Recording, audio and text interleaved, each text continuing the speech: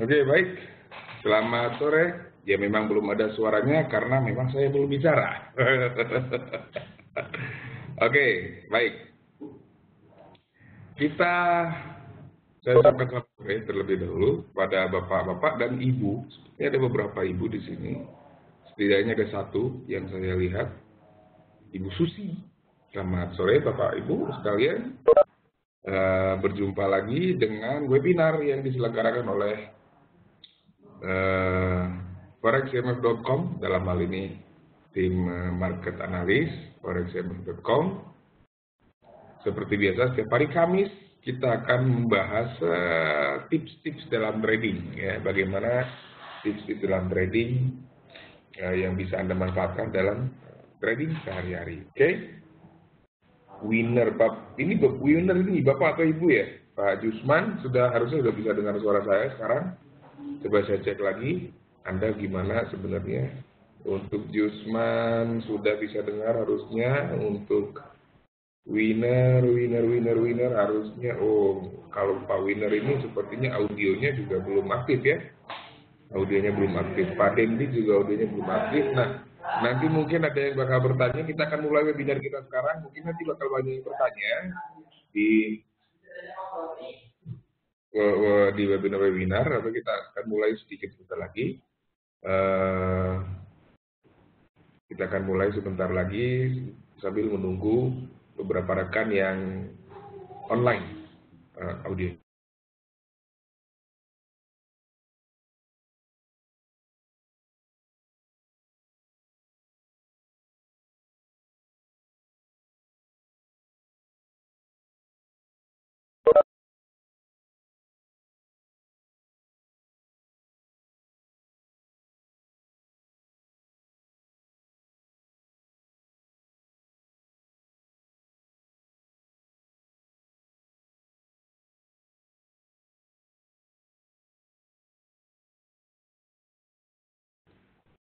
Baik, kita akan mulai saja. Kalau nunggu yang semuanya online audionya terlalu lama, oke. Waktu kita hanya kurang lebih, ya paling cepat 45 menit, paling lama mungkin 1 jam untuk membahas topik-topik yang akan saya sampaikan nanti poin-poinnya. Seperti biasa, bagi Anda yang ingin bertanya, silakan langsung bertanya, tidak perlu menunggu saya memberikan sesi khusus tanya jawab, karena kita memang tidak punya sesi khusus untuk tanya jawab. Oke, kita tidak punya sesi khusus untuk tanya jawab, jadi kalau ada pertanyaan, silakan langsung ketikkan di chat box Anda. Saya akan pantau terus dan akan saya jawab, usahakan secepat mungkin tiap kali ada pertanyaan yang masuk, ya. Tapi kalau nanti pertanyaan jadi terlalu banyak, mohon maaf, tidak semua tercover, ya, karena hanya waktu yang membatasi kita. Baik. Webinar kita sore ini mengambil judul 4 jurus jitu dalam mengelola resiko trading Anda. 4 jurus jitu dalam mengelola resiko trading Anda. Jadi sebenarnya kita bicara risk management. Ya, risk management, oke. Dan risk management ini adalah hal yang paling sering diabaikan, atau dicuekin sama trader-trader. Banyak sekali trader yang dia pintar analisa, dia bisa dengan cepat memahami grafik, dia bisa dengan cepat memahami indikator teknikal, dia bisa dengan cepat memahami sistem trading, ya, dalam hal ini buy sell di mana, take profitnya di mana misalnya, tapi sangat lemah dalam penerapan manajemen risiko. Mungkin bukan tidak tahu, mungkin tahu tetapi untuk menerapkannya kurang disiplin mungkin, ya. Kita akan mulai. Kita akan bicara terlebih dahulu mengenai manajemen risiko. Apa sih itu sebenarnya manajemen risiko? Manajemen risiko itu sebenarnya adalah sebuah proses menganalisa dan mengambil tindakan untuk menghadapi ketidakpastian yang ada di pasar. Karena pasar itu sebenarnya tidak pasti. Tidak ada satu orang pun yang benar-benar bisa memprediksi kemana pasar akan bergerak, kemana harga akan bergerak, entah naik atau turun atau flat. Tidak ada yang bisa 100% akurat dalam hal memprediksi, ya, menganalisa. Analisa mungkin bisa, tapi benar-benar tahu ke depan harga akan kemana, nggak akan ada yang bisa. Nggak akan bisa benar-benar tahu. Kita hanya bisa melakukan perkiraan-perkiraan berdasarkan analisa yang telah kita lakukan. Oke? Jadi manajemen risiko ini proses. Proses untuk apa? Untuk mengantisipasi atau menyiasati ketidakpastian. Ya, ketidakpastian itu pasti ada. Hanya dengan melalui analisa-analisa kita bisa minimalisir ketidakpastian itu menjadi hampir akurat lah ya, hampir akurat ya. Kalau kita bicara akurasinya hanya 70%. Oke. Ada yang bertanya untuk mengaktifkan suara, Bapak-bapak, saya mohon bantuannya untuk membantu Pak atau Ibu Winner itu untuk mengaktifkan audionya. Ya, kita tidak mungkin kembali lagi ke halaman awal, dan saya tidak mungkin menjelaskan ke yang bersangkutan karena dia juga tidak bisa mendengar saya. Saya mohon bantuan Bapak Ibu yang mungkin mau membantu beliau untuk mengaktifkan audionya. Mungkin bisa lewat chat box. Ya, terima kasih Pak Uki. Oke. Risiko dalam trading itu sebenarnya ada dua. Pada dasarnya ada dua jenis. Ya, yang pertama risiko trading atau risiko transaksi. Yang kedua adalah risiko pasar. Ya. Kalau kita bicara risiko trading yaitu kita bicara mengenai berapa besar sih risiko, batasan risiko, toleransi risiko kita. Jadi berapa besar jumlah dana yang ingin dirisikokan. Kemudian juga kalau itu risiko trading, kalau risiko transaksi itu berapa besar alokasi risiko kita per transaksi. Ya. Jadi kalau bicara risiko trading, misalkan kita punya uang $10.000, kita masukkan di situ risiko tradingnya katakan 50%, berarti ya maksimal loss 50%. Oke. Tapi kalau risiko transaksi, per transaksi kita berapa lossnya? Bukan berarti kalau transaksi harus loss ya, tetapi kalau loss itu kita batasi berapa besar maksimalnya. Itu namanya risiko transaksi. Nah, yang kedua adalah risiko pasar namanya. Ada risiko transaksi atau risiko trading. Yang kedua ada risiko pasar. Nah, risiko pasar ini berkait paut dengan perubahan harga dan volatilitas. Perubahan harga, volatilitas, dan apa istilahnya, karakteristik pasarnya, perilaku pasarnya, market behavior istilahnya.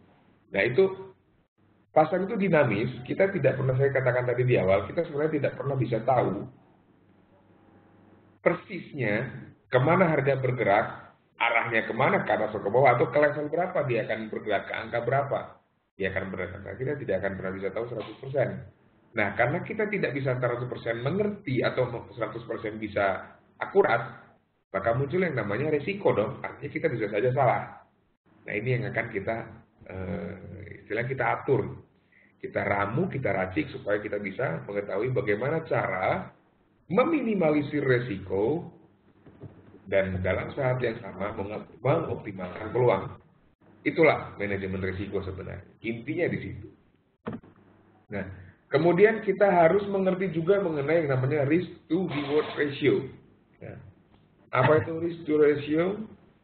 Waalaikumsalam Pak Imam Bukhari. Risk to reward ratio itu kalau kita bisa terjemahkan dengan bahasa yang lebih mudah itu adalah perbandingan antara risiko dengan potensi keuntungan. Ya.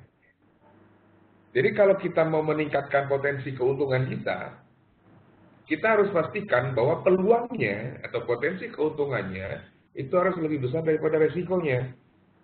Sebagai contoh, kalau kita melihat ada satu setup trading, transaksi, kita bisa buy atau kita bisa sell. Kalau misalkan batasan stop loss-nya, saya tidak perlu membahas stop loss lagi, mungkin di sini ya, saya yakin semua sudah pada ngerti. Kalau stop loss-nya misalkan adalah 1000 pips, maka potensi keuntungannya atau potensi target keuntungannya, peluangnya itu tidak boleh lebih kecil daripada 1000 pips. Ya, karena kalau lebih kecil daripada 1000 pips, maka rasionya jelek. Reward atau potensi keuntungan itu harus lebih besar daripada potensi risiko. Seperti yang saya katakan tadi, saya ulangi sekali lagi, apabila ternyata Anda melihat dalam transaksi setup Anda melihat batasan risiko untuk transaksi itu adalah 1000 pips, maka Anda harus bisa melihat bahwa potensi keuntungannya harus lebih dari 1000. Minimal sama. Ya. Untuk orang-orang yang sudah ekspor, yang sudah jam terbang tinggi, mungkin mereka berani bikin rasionya 1/3 atau 3/3. 1/3 maksudnya risikonya 1, potensinya 3. Artinya potensi keuntungannya lebih besar daripada potensi risikonya. Jadi risk to reward ratio 1:3. Risknya 1, rewardnya 3. Atau minimal sama, kalau risknya 1, rewardnya juga harus 1. Oke. Nah, Anda bisa lihat di layar Anda ada tabel di situ. Saya bikin ilustrasi. Katakanlah Anda melakukan 10 kali transaksi. Tadi saya katakan kita tidak mungkin bisa 100% akurat. Ya. Ketika kita melakukan analisa, kita mungkin salah. Kita analisa harga akan naik, ternyata harga turun. Kita buka posisi buy, ternyata harga turun. Berarti kita jadi loss. Oke. Dari 10 kali transaksi mungkin kita akan salah, katakanlah, ya kita ambil angka gampang, mungkin 50%. Tingkat akurasi kita mungkin hanya 50%. Tapi walaupun demikian, kita di sini, tim market analis forex.com, tim saya, kita memiliki tingkat akurasi up to 70%, hingga 70%. Artinya dari 10 kali transaksi, kita mungkin 7 kali benar, 3 kali salah. Ya, namanya katakanlah 60%, 6 kali benar, 4 kali salah. Nah, di contoh yang Anda lihat sekarang, dia punya win ratio. Win ratio itu adalah perbandingan persentase kebenaran, persentase dia memperoleh profit. Ya, win ratio dia 50%. Dengan kata lain, kalau Anda lihat di situ di tabel, dari 10 transaksi yang dilakukan, itu 5 kali loss, 5 kali profit. Anda bisa dilihat di kolom loss, itu setiap kali loss dia hanya loss $1.000.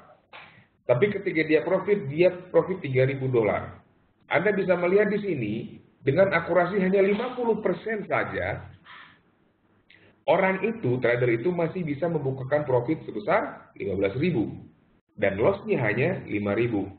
Dengan demikian kalau dihitung, dikalkulasikan profit dengan loss-nya, maka net dia bisa mendapatkan 10.000 dolar.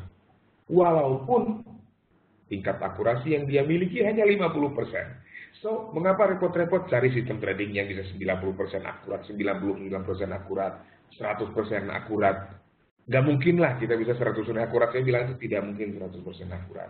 Ya, berarti kalau setiap kali kita profit pasti benar, setiap kali kita profit pasti tradingnya, setiap kali kita trading pasti profit, setiap kali trading pasti benar, itu berarti kita maha benar dong. Ya, Anda nggak mungkin bisa mendapatkan sifat itu, karena itu hanya sifat Tuhan, ya kan? Nah, maka katakanlah kita nggak perlu repot-repot loh sebenarnya cari sistem trading yang akurat 90% lah. Kalau ada ya oke lah bagus, tapi kalau itu kalau 100% saya bisa bilang it's a big lie, itu kebohongan yang super dahsyat, ya kan? Karena nggak mungkin manusia bisa selalu benar, pasti ada salahnya. Nah, untuk menyiasatinya itu, selama kita bikin tiap kali kita loss harus lebih kecil daripada profit. Itu saja kuncinya. Itu saja kuncinya. Jadi kan ada 3M, ingat nggak 3M? Mind, method, money. Mind, method, money. Mind itu pola pikir, mindset, psikologi. Method itu cara kita trading, strateginya seperti apa. Sistem yang baik seperti apa, setupnya, sell setupnya seperti apa. Dan money. Money itu termasuk di dalamnya ini. Membatasi kerugian. Berapa persen kita bisa loss? Kalau loss pun berapa persen dari modal? Setiap kali transaksi loss berapa? Risk to reward ratio-nya berapa? Itu bicara money. Ya. Kalau resikonya loss berapa maksimal? Risk reward oke lah, kita tidak mau tetapkan reward Pak, tapi sebaiknya saya bilang tetapkan saja. Tetapkan target keuntungannya berapa untuk tiap kali transaksi. Ini untuk menjaga kita supaya tidak jadi terlalu greedy. Tidak jadi terlalu rakus. Oke, nah itu untuk target perlu, dan yang lebih penting lagi yang tidak kalah pentingnya adalah membatasi risiko. Ya, jadi kembali ke risk to reward ratio, Anda bisa lihat bahwa dengan risk to reward ratio yang baik, Anda tidak perlu ngotot tiap kali transaksi harus benar. Nggak perlu. Dengan demikian apa? Anda akan lebih tenang tradingnya. Kalau risk to reward ratio Anda bagus, sekarang Anda trading loss, besok yang kedua loss. Yang ketiga loss, ya nggak apa-apa. Atau saya punya risk to reward ratio katakan 1/3. Ya kalau saya loss sekarang 3.000, kalau saya profit harus lebih besar atau minimal sama. Itu nggak akan perlu khawatir.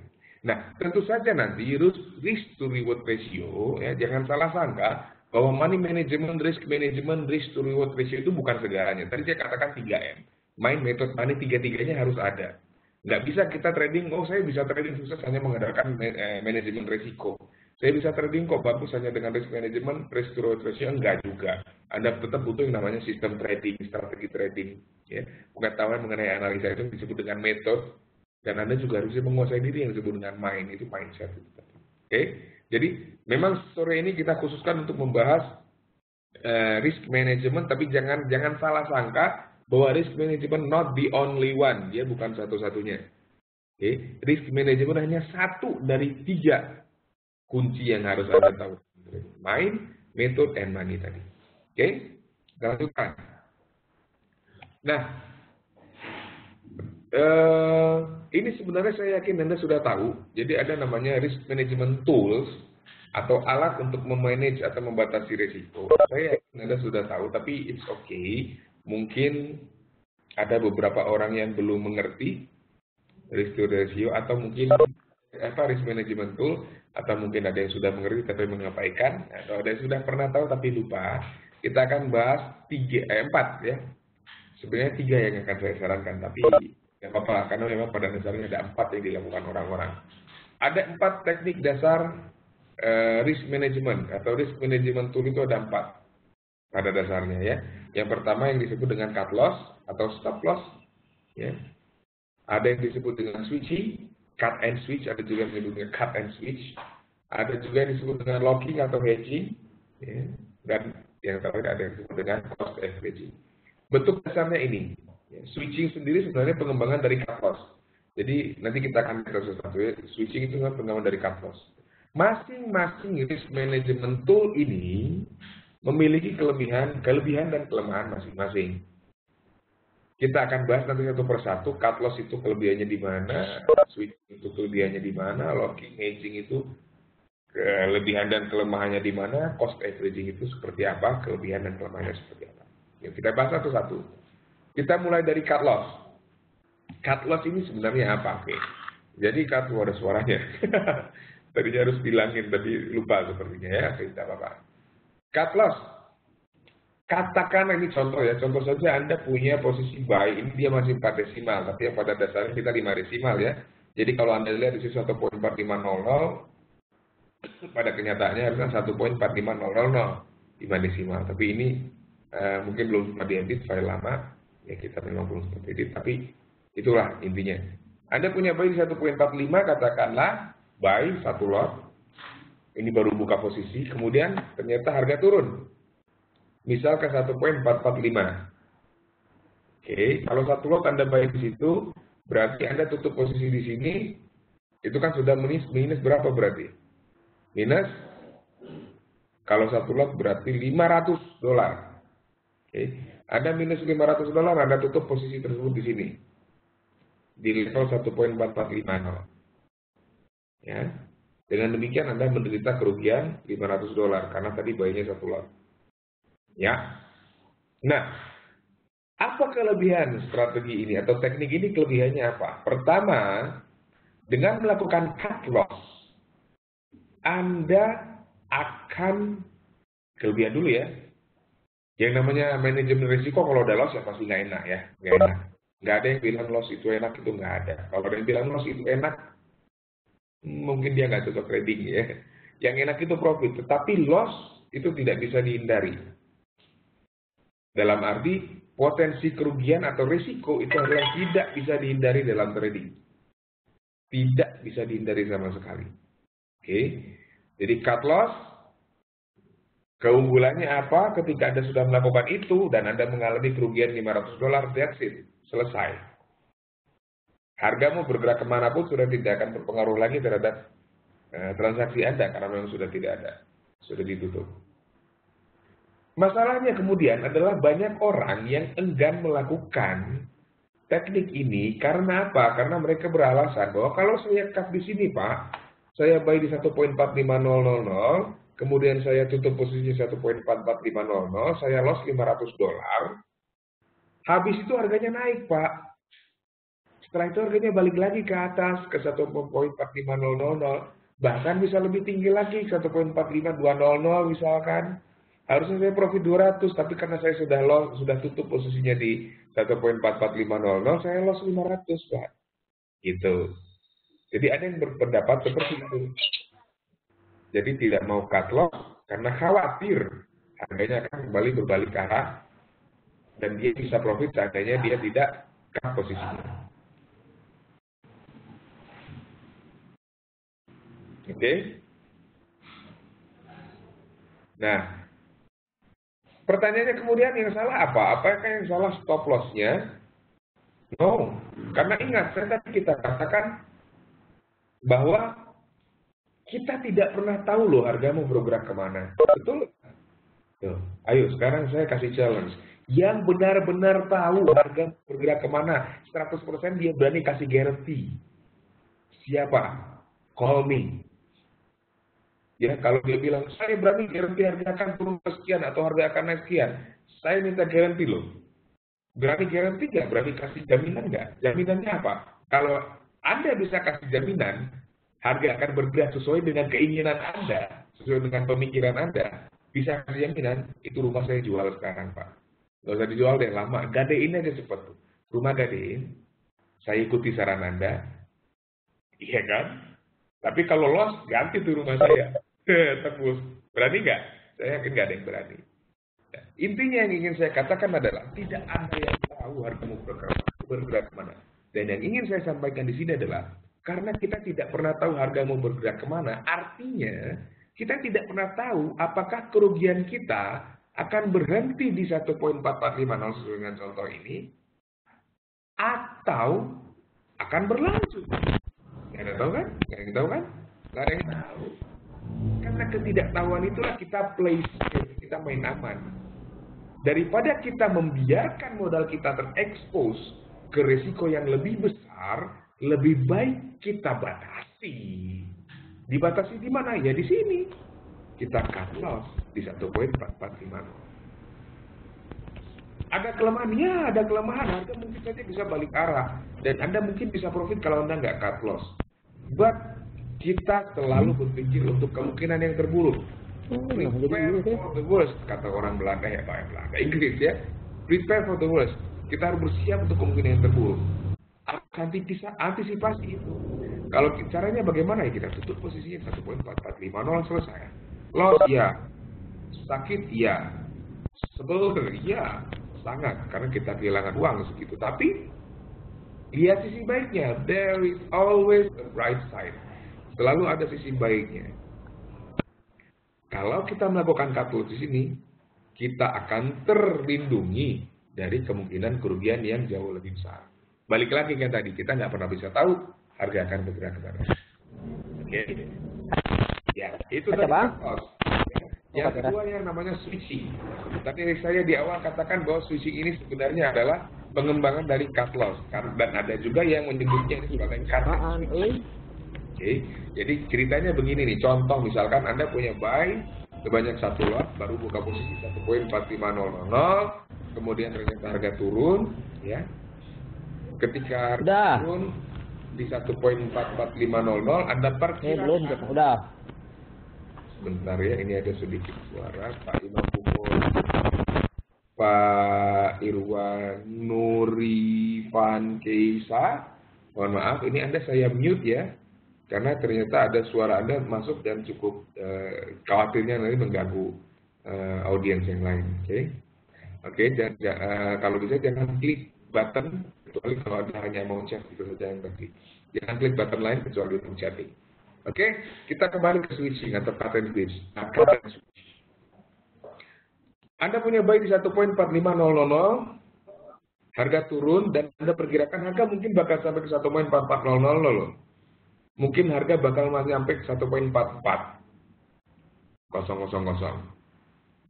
Nah, di satu titik, yaitu di 1.4450, Anda melakukan sell 2. Sebenarnya sell 2 ini, itu yang satu lot itu untuk mengclose atau meliquid, ya, meliquid posisi buy yang ini dengan dari 500 pips. Telepon siapa? Ya, ini tolong jangan klik apapun kecuali untuk chatting Pak Irwan. Loh, diklik lagi. Oke, saya mute lagi. Mohon maaf Pak Irwan ya, kalau ini berlanjut terus berulang, terpaksa mohon maaf bener ya. Anda akan saya mute permanen dari forum kali ini ya, mohon maaf. Oke, oke. Sebenarnya bukan 50 poin, ini bahasa lama ya. Bahasa lama, ini kita belum edit, ini sebenarnya bukan 50 tapi 500 pips ya. Atau kalau 4 desimal memang ya 50, kita bikin dolar aja itu loss 500 dolar. Kita belum hitung komisi dan lain-lain. Nah, sel yang satu lagi, ini kan sel 2. Sel yang satu lagi itu untuk buka posisi baru sebenarnya. Untuk buka posisi baru. Nah, ketika harga sampai di 1.44000, maka posisi sel yang tinggal satu di sini, itu bisa kita tutup dan hasilnya akan break-even point. Impasse, ya, break-even point. Jadi di sini minus 500, di sini plus 500 jadi 0. Ya, itu belum hitung komisi, belum hitung lain-lain kalau ada swap segala macam. Ya. Nah, keunggulan teknik ini apa? Keunggulan teknik ini adalah Anda berpotensi bisa menutupi kerugian yang sebelumnya terjadi dengan relatif lebih cepat. Karena apa? Karena di sini tadi waktu itu melakukan teknik ini bisa ketutup kalau harga benar-benar bergerak sesuai dengan prediksi Anda. Nah, kalau tidak bergerak sesuai dengan prediksi Anda, bagaimana? Itulah kelemahannya. Misalkan Anda sudah pakai 1.14500, harga turun, Anda perkirakan harga akan turun lagi ke 1.44000, maka di 1.44500 Anda melakukan sell 2 dengan niat untuk switching, tapi setelah itu harganya naik lagi. Kalau naik lagi berarti kerugian yang ada di kita akan 2 kali lipatnya. Dan itu sangat tidak nyaman ya Pak Irwan. Mohon sekali lagi, mohon dengan klik apapun atau Anda, saya melihat Anda online dari perangkat mobile, jangan sentuh apapun. Saya terpaksa, mungkin beliau tidak bisa dengar suara saya karena terlalu kecil mungkin. Oke, akan saya ketik sebentar ya, mohon maaf ya Pak Irwan aduh susah amat namanya, Nurifan Aisha @gmail.com. Mohon tidak menyentuh atau tap button apapun kecuali untuk chat, karena bisa mengganggu jalannya webinar.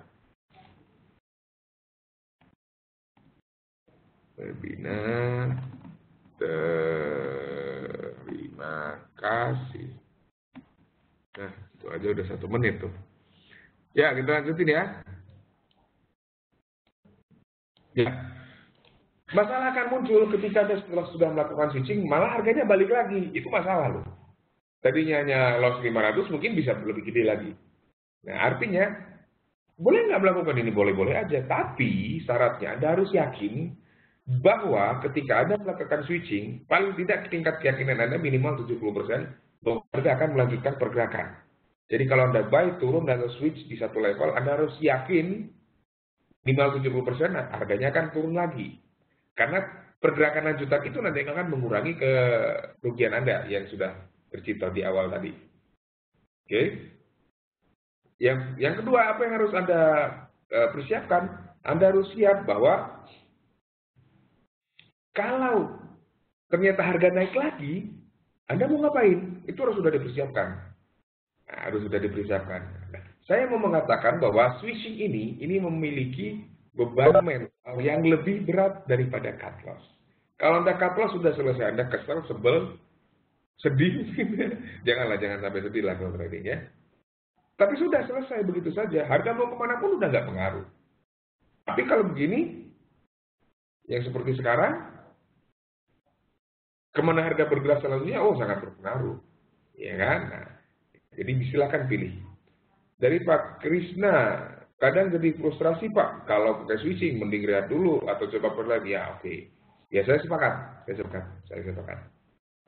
Oke, selanjutnya adalah locking. atau hedging. Nah, ini sebenarnya salah satu teknik yang saya paling malas untuk membahas. Pertama, ini rumit. Rumit sih enggak. Kalau melakukannya enggak rumit. Ngeberesinya yang rumit. Yang pertama. Yang kedua, ini useless. Kenapa useless? Anda silakan cari di internet. Anda silakan cari di internet. Anda googling deh. Google misalkan ya. Ini Google. Anda cari Locking Forex IMF Eco 3 Juni. Karena saya yang bikin artikelnya.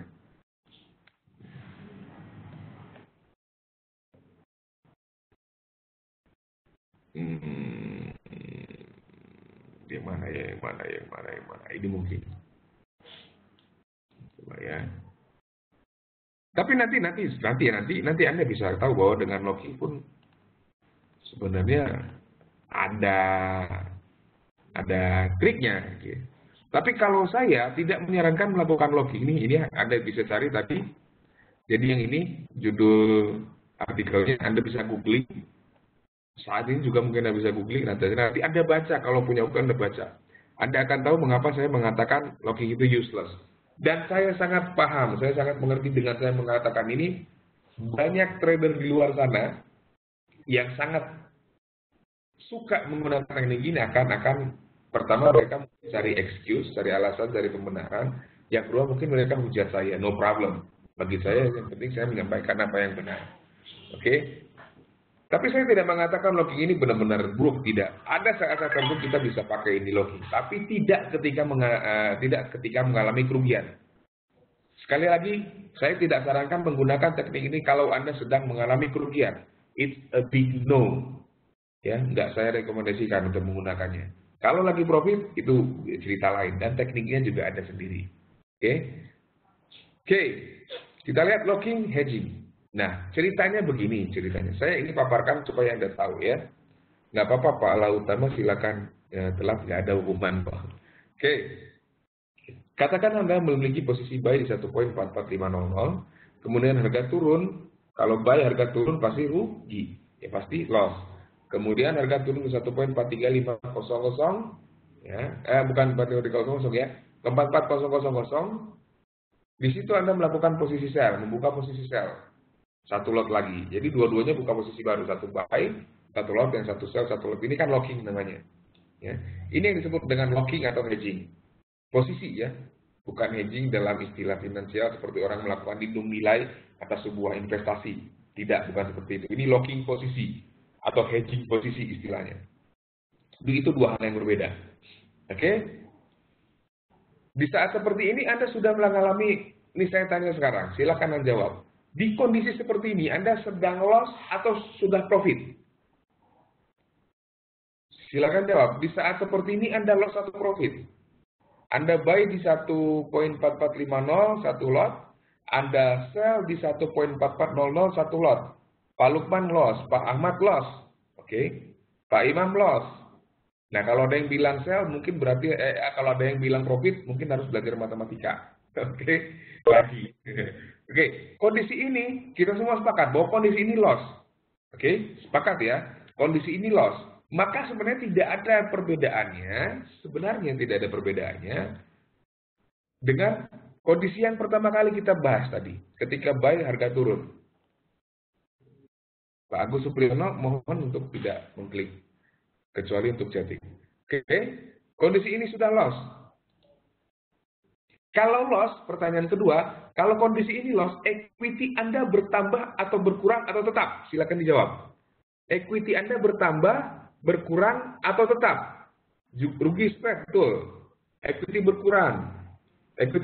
Tadi ada yang tetap ya. Equity Pak Lautama. Oke.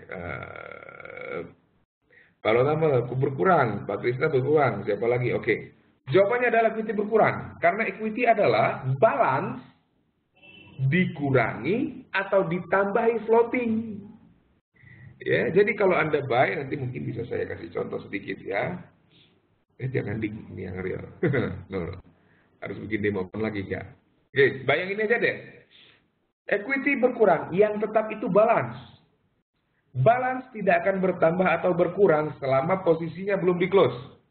Ya, balance. Tapi kalau namanya equity, itu akan bertambah atau berkurang sesuai dengan kondisi trading Anda. Kalau kondisi trading Anda lagi floating loss atau locking loss seperti ini, maka equity-nya pasti berkurang. Sobat, silakan dicek. Silakan dicek, silakan dibuktikan.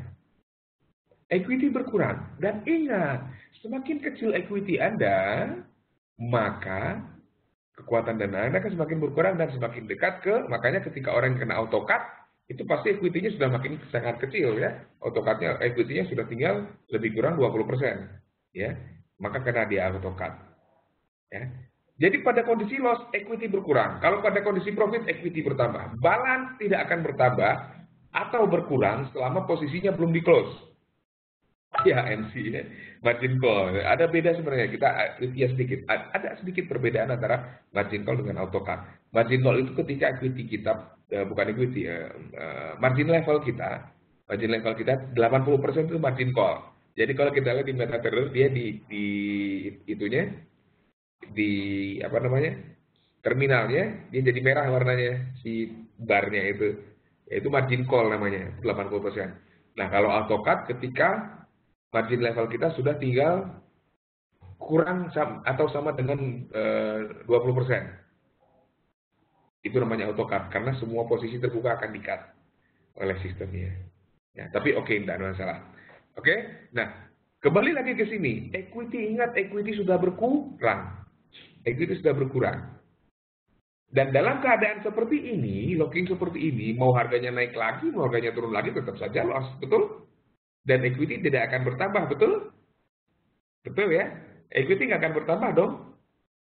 Ya, misalkan tadi Anda punya uang 5.000 dolar, ketika keadaan locking seperti ini, equity-nya tinggal 4.500. Itu belum hitung komisi, belum hitung swap. Ya, katakanlah, kita hitung gampang aja. Tinggal 4.500. Anda punya modal 5.000, ke locking kayak gini, equity tinggal 4.500, oke? Pertanyaan selanjutnya, kalau harganya turun ke 1.4350, equity-nya bertambah atau berkurang atau tetap 4.500? Saya ulangi, kalau harganya turun 1.4350, ini udah di locking, equity 4.500, harga turun ke 1.4350, equity-nya tetap atau bertambah atau berkurang? Equity-nya akan tetap. Ya karena dari sini ke sini, dari sini ke sini ya dia profit, tapi dari sini ke sini loss juga. Makin besar loss-nya. Nah, artinya plus yang ini dikurangkan dengan loss yang ini, akhirnya tetap minus. Artinya equity tetap 4.500. Kita tidak mempertimbangkan adanya perubahan spread ya, karena spread kita floating. Ini untuk ilustrasi aja dulu. Oke. Pertanyaannya selanjutnya, kalau harganya naik 1.4500 pun harusnya tidak berubah. Betul tidak? Equity-nya tetap. Equity-nya akan tetap. Akan bisa berkurang justru bisa berkurang walaupun mungkin tidak signifikan. Kenapa? Karena spread kita itu nggak fix. Spread nggak fix, benar nggak? Spread kita tuh naik turun, jadi mungkin malah bisa berkurang, tapi yang jelas tidak akan bertambah. Tidak akan bertambah. Oke? Nah, kemudian kayak gini skenario-nya nih. Katakanlah, nah ini tadi ya, wah ini ada yang terlewat. Katakanlah di sini. Ini orang-orang yang sering melakukan locking biasanya gini nih. Oh, saya akan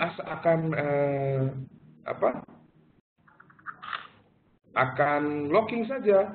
Kenapa? Karena kalau harganya nanti turun ke 1.4350, nanti sell ini kan profit, ya kan? Katanya gitu. Yang sell ini kan profit. Yang sellnya profit dia bilang. Yang sellnya saya close. Sehingga equity saya akan bertambah. Padahal enggak, equity-nya enggak bertambah. Balance-nya yang bertambah. Equity-nya tidak. Padahal ingat, kalau kita trading, yang kita lihat equity-nya. Equity is the king. Balance itu pion. Balance itu pion. Equity itu adalah rajanya. Kalau kita trading, yang kita perhatikan equity. Nah, maka ketika harganya turun 1.4350, betul bahwa posisi sell ini profit. Betul. Tapi ingat bahwa posisi buy yang ini loss. Artinya, ketika harga sampai di sini, walaupun ini profit, equity Anda tidak bertambah. Yang bertambah balance. Ya, kalau Anda close posisi sell ini. Lalu dia bilang ke saya biasanya, oh ya betul, tapi kan nanti kalau harganya naik ke sini, saya profit 2 kali. Yang ini profit, yang ini profit. Yang sell-nya profit, yang buy-nya profit. Dia biasanya bilang begitu. Betul, saya katakan itu. Betul. Itu betul. Jadi bisa profit 2 kali. Dari loss jadi profit. Ya. Jadi profitnya jadi $1.000. Sangat betul.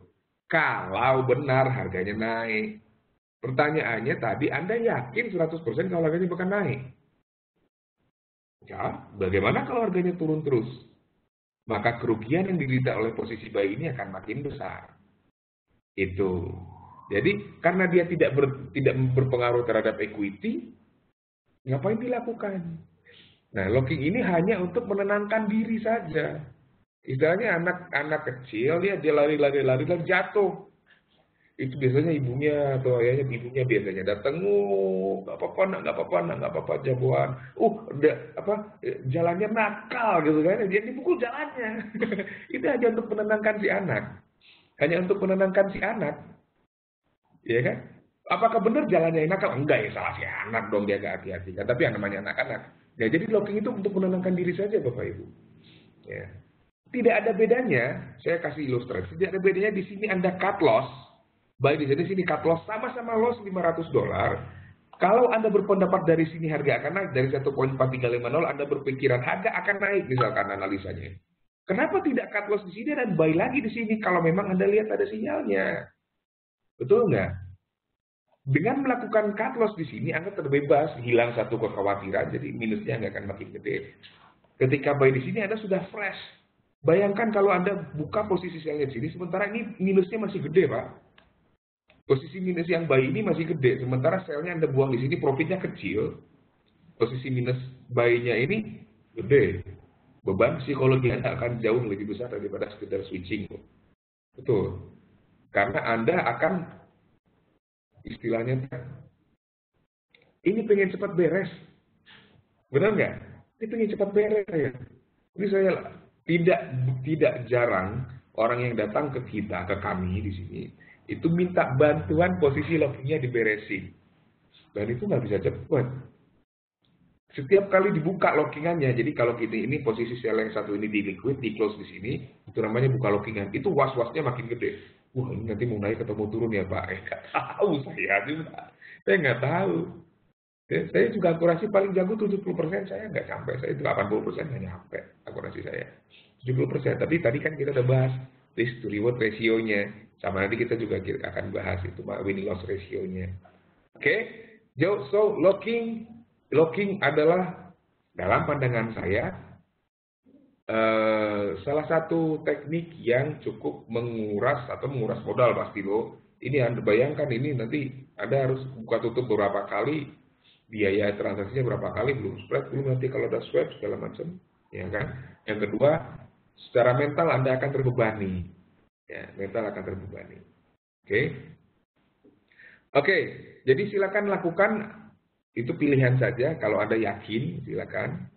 Tidak sama dengan averaging Pak Lukman, nanti kan kita bahas satu lagi. Silakan lakukan kalau Anda merasa nyaman, no problem. Tapi saya sudah kasih warningnya ya, gitu ya.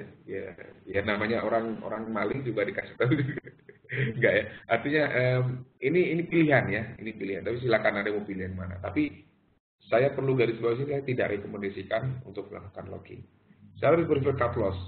Atau kalau mau agak nakal sedikit ya switching lah. Oke, ini locking. Nah, averaging Pak Lukman, averaging ini seperti ini Pak ceritanya. Jadi beda dengan averaging. Kalau locking kan buy sell. Nah, kalau averaging ini dia arah transaksinya. Jadi Anda punya buy di 1.45000, satu lot turun 1.4450, di sini buy lagi, turun ke 1.4400, buy lagi, satu lot, turun ke 1.43500, buy lagi di situ. Nah, ini namanya averaging. Harapan orang yang melakukan averaging adalah ketika harga naik minimal ke 1.44250, maka semua transaksinya akan mengalami break even point. Itu kita sekali lagi belum hitung komisi, belum hitung swap, belum hitung spread juga, oke? Nah, seperti ini ceritanya. Jadi yang 4-4-nya di close, ini bukan sell 4 loss, sebenarnya close posisi yang 4-4-nya, bukan sell ya, bukan buka posisi baru ya. Jadi kalau sell liquid atau buy liquid itu meng-close posisi sebelumnya sebenarnya. Di close jadi ya BEP lah ya. Oke, seperti itu. Nah, kalau harganya naik lebih tinggi lagi berarti dia profit dan profitnya akan makin besar. Nah, jujur saja teknik cost averaging bagi saya itu jauh lebih masuk akal daripada logging.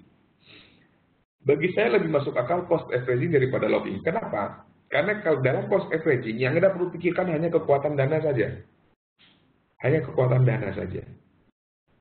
Artinya Anda harus pastikan modalnya cukup untuk melakukan transaksi tanpa perlu kena AutoCAD atau margin call. Margin call aja enggak, apalagi AutoCAD misalkan, tapi itu harus dipastikan modalnya cukup kuat. Bahkan sangat kuat kata saya. Oke, nah ini teknik-tekniknya. Oke. Nah, teknik yang saya rekomendasikan untuk manajemen risiko yang pertama cut loss. Itu nomor 1, itu favorit saya. Switching saya tidak terlalu suka. Cost averaging saya kadang-kadang lakukan. Dengan syarat apabila saya sangat-sangat yakin. Sangat-sangat yakin. Walaupun ini jarang banget saya lakukan ya. Jarang banget. Ya, kecuali sangat-sangat yakin misalkan ya ada sesuatu lah. Entah itu data besar atau berita apa, nggak tahu lah itu. Tapi ini jarang lah. Saya setiap trading saya lebih suka cut loss. Dari apa tadi dari Pak Lukman, waduh perlu banyak modal dan perlu berharap harga sesuai. Ya betul. Jadi ngarep doang itu sama kayak logging sih sebenarnya. Berharap. Pak Krisna Wijanto saya lebih suka cut loss, saya sepakat Pak. Oke. Jadi saya rekomendasikan nomor 1 cut loss. Oke. Nah makanya kata kalau averaging, kalau modal kuat no problem, lakukan averaging kalau modal Anda sangat kuat, no problem. Tapi tetap harus ada batasan. Seperti yang kita tadi katakan di awal, batasan transaksinya, risikonya berapa, risiko setiap transaksi berapa batasannya. Kemudian risiko trading itu kalau punya modal 5.000 batasannya berapa. Itu harus memenuhi itu juga. Jadi jangan hantam rombong ya. Dan memang kalau ada yang naik, katakanlah 1.4500, ini profitnya luar biasa ya. Gitu. Oke, kesimpulannya apa? Kesimpulannya adalah bisnis pasti ada resiko. Investasi pasti ada resiko apa? Dari Pak Lautama modalnya udah di-cut loss sama modalnya udah di-cut loss sama istri duluan.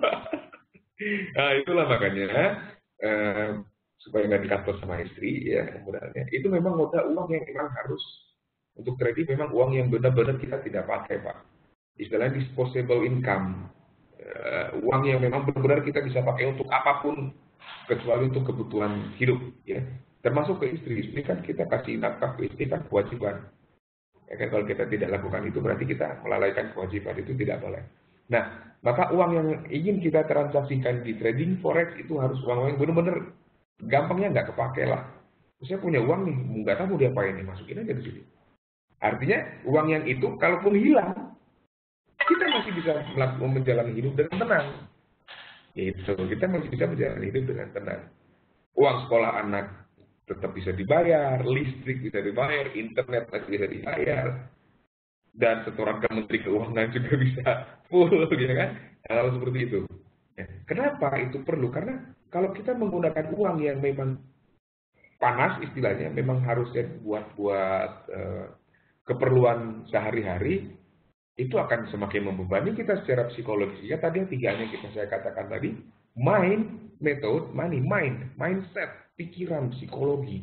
Kalau kita pakai uang panas, dalam tanda kutip bukan panas dari jalan nggak benar ya. Artinya panas ini memang bukan uang dingin, artinya bukan uang nganggur lah. Itu beban psikologi kita akan sangat besar.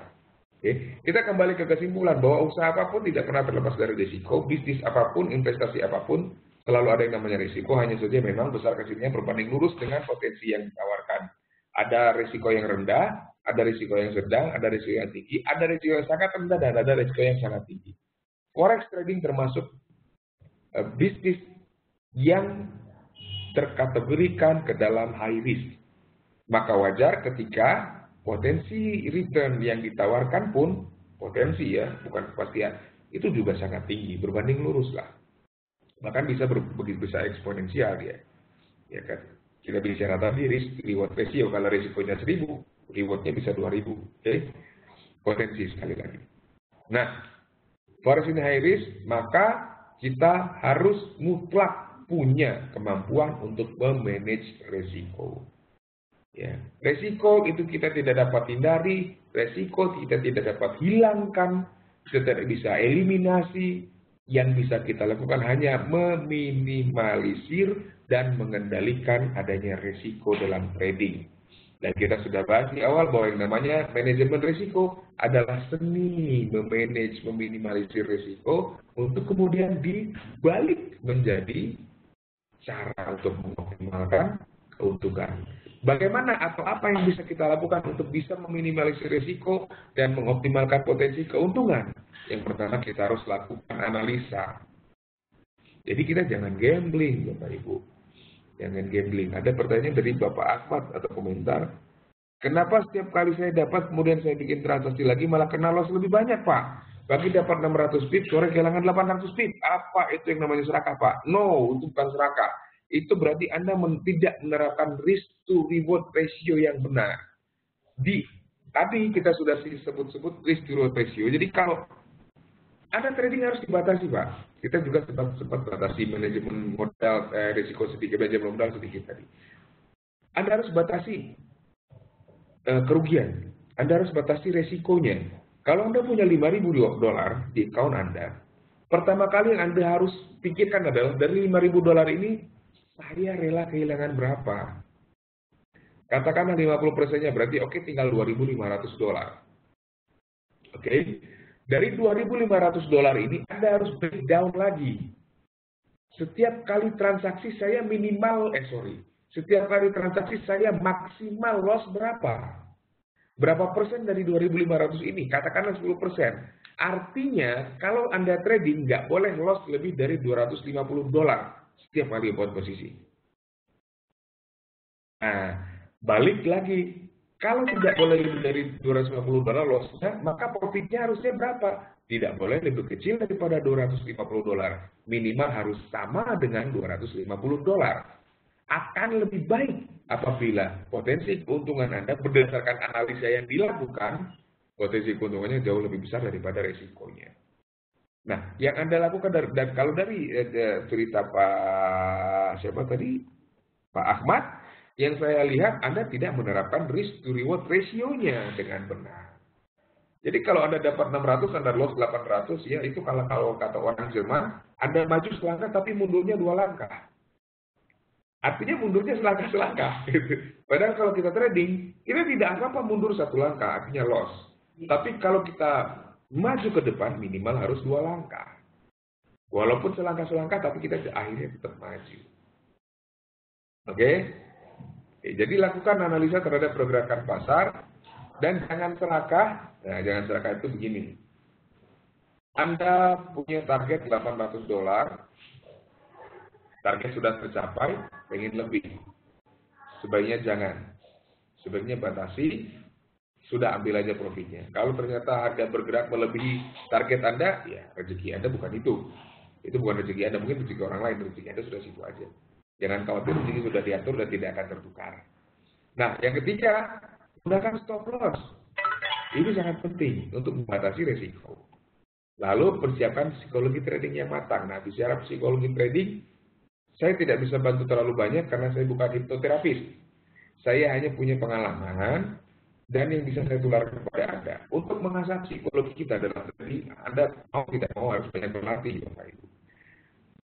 Anggap diri Anda sebagai seorang tentara. Mungkin ada yang tentara di sini, saya nggak tahu. Kenapa tentara butuh latihan? Untuk menggembleng fisik, ya. Tapi lebih besar daripada itu, fisik yang kuat itu nggak ada gunanya kalau mentalnya lemah. Berarti untuk menggembleng fisik dan mental. Loh, oke. Tapi kan latihan beda dengan perang sesungguhnya. Betul. Tetapi dengan melakukan latihan yang rutin, seorang tentara akan membiasakan dirinya di situasi pertempuran yang sesungguhnya. Membiasakan diri di situasi pertempuran dalam latihan, itu akan membentuk habit, kan? Habit itu akan membentuk karakter. Benar nggak? Benar nggak? Ketika kita sudah terbiasa untuk membatasi resiko, kita sudah terbiasa untuk disiplin menjalankan trading plan, itu akan membentuk habit seorang trader yang baik.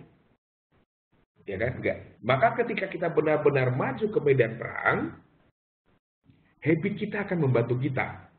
Sehingga kita akan lebih siap.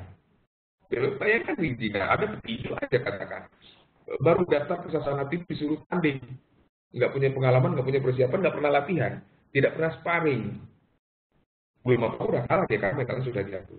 Tapi kalau ada petinju yang sudah dipersiapkan, latihan, sparring dengan lawan-lawan sparring yang cukup sepadan gitu kan, dia sudah terbiasa di kondisi pertarungan. Ketika menghadapi pertarungan yang sesungguhnya, dia sudah siap secara psikologi. Oke? Oke, betul. Betul Pak Mada banyak berlatih tapi tadi. Nah, oke. Bagaimana caranya untuk mengetahui ini sudah belajar dengan benar? Oke. Sebenarnya cukup banyak artikel-artikel yang saya post di website forexgamer.com. Kalau Anda waktu, silakan main ke forexgamer.com. Kemudian Anda cari di bagian artikel inspirasi di sini. Anda tinggal cari di situ. Kebanyakan artikel yang dipost di situ berbicara mengenai psikologi trading, money management, dan posisi terakhir adalah analisa fundamental maupun teknikal. Nah, kebetulan sekali hari ini baru diupload oleh tim kami 4 hal penting sebelum membuka live account. Jadi Pak Made akan tahu apakah Anda sudah belajar dengan benar dari kesiapan-kesiapan ini, Pak. Hak belajar itu kan proses. Kalau prosesnya benar, biasanya hasilnya juga benar. Nah, ini hasilnya nih. Ini hasil belajar dengan benar itu ini. Anda bisa profit konsisten di demo account. Ini baru tadi, ini pasti belum baca, Pak. Karena baru saat diuploadnya jam 1 siang tadi ya, waktu Indonesia Barat. Nah, harus bisa profit konsisten. Oh, sudah profit konsisten berarti belajarnya udah bener nih. Ingat, profit konsisten tidak sama dengan profit sepanjang masa. No. Tidak sama dengan selalu profit. Profit konsisten, ada kadang dia loss, kali 2 kali, dari 10 kali transaksi mungkin 6 kali profit, 4 kali loss. Tapi yang dilihat dengan profit konsisten ini equity-nya nambah enggak? Modalnya makin gede apa enggak? Gitu. Kemudian, Anda sudah bisa disiplin menerapkan manajemen risiko. Kalau sudah bisa, berarti belajarnya udah benar. Kemudian yang ketiga, lagi floating loss, tetap tenang. Oke, tetap tenang. Lagi floating loss, tetap tenang. Enggak, gimana nih, itu berarti belum benar itu belajarnya. Ya. Nah, yang keempat, ketika baru saja cut loss, Anda merasa oke, fine, itu bagian dari hidup. Sekali lagi kata orang rajin ya, mungkin seperti itu, gak ada masalah. Nah, masalahnya nomor 3 dan nomor 4 ini agak sulit memang, dalam proses pembelajarannya agak sulit. Kita baru bisa melihat kualitas nomor 3 dan nomor 4 itu kalau sudah real trading di live account. Tapi jangan khawatir. Seperti yang saya katakan, Anda harus biasakan habit. Biasakan untuk memperlakukan demo account seperti live account. Caranya seperti itu. Terapkan money management, terapkan trading dengan disiplin. Itu akan membentuk habit. Jadi untuk 4 parameter ini yang menandakan Anda sudah siap untuk trading. Dan artinya proses pembelajaran yang Anda lalui itu benar. Baik, tinggal 2 menit menuju pukul 16 waktu Indonesia Barat.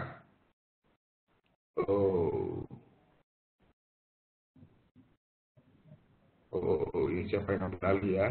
Maaf.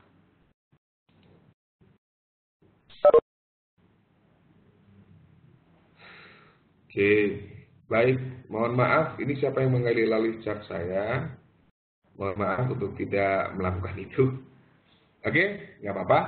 Dan memang kebetulan sudah selesai. Terima kasih atas partisipasinya. Terima kasih atas pertanyaan-pertanyaannya. Mohon maaf apabila banyak kesalahan. Mudah-mudahan kita bisa bertemu lagi di kesempatan yang lebih berbahagia dengan topik-topiknya yang jauh lebih menarik. Mudah-mudahan. Ini saya jawab ya terakhir ya. Memang betul Pak. Semua orang mau profitnya gede, tapi jangan lupa ada risiko di situ. Baik, terima kasih. Sampai berjumpa di lain kesempatan. Selamat sore dan semoga sukses.